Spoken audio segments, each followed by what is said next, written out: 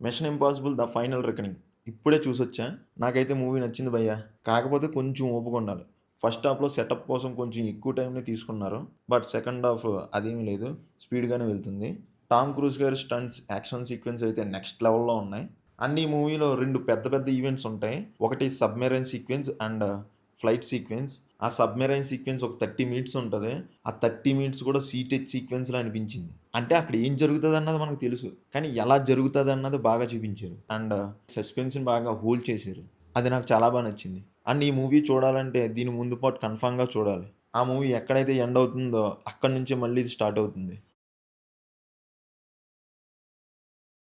ఈతన్ని hunt అని ఎందుకంటారో మంచి explanation అయితే ఇచ్చారు. అండ్ సెటిల్ ఎలివేషన్స్ కూడా పడ్డాయి హీరో క్యారెక్టర్‌కి. అండ్ ప్రీవియస్ పార్ట్‌తో కంపేర్ చేస్తే ఈ మూవీలో కామెడీ కొంచెం తక్కువే.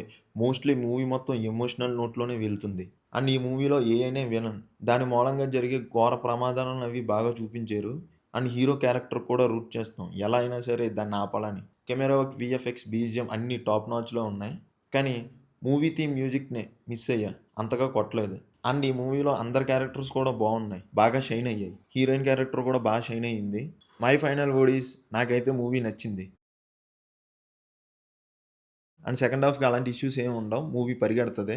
That's it guys. మీకు మా రివ్యూ నచ్చినట్టయితే please do subscribe to our channel. Watch in theatres only. Thank you all. Jai Hind.